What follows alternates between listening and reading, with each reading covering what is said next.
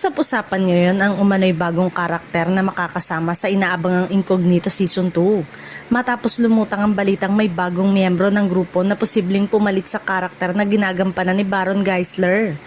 Ayon sa mga kumakalat na impormasyon, nagsimula na umano ang taping para sa bagong season ng serye. Bagamat wala pang kumpletong detalye tungkol sa bagong karakter, sinasabing isa itong bihasa at matapang na miyembro na maaaring magkaroon ng mahalagang papel sa mga susunod na misyon ng grupo. Dahil dito, marami ang nagtatanong kung ang bagong karakter nga ba ang magiging kapalit ni Baron sa grupo.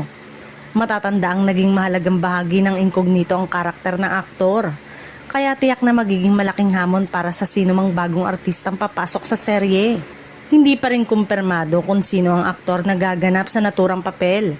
Gayunpaman, ang balitang nagsimula na umano ang taping ay lalo lamang nagpaigting sa excitement at curiosity ng mga tagahanga tungkol sa mga bagong mukha na sorpresa sa Season 2. Posible ring hindi direktang kapalit ng karakter ni Baron ang bagong miyembro at sa halip ay isang panibagong karakter na may sariling kwento at espesyal na kakayanan. Kaya naman hinihintay ng mga fans ang opisyal na anunsyo tungkol sa cast at magiging direksyon ng kwento.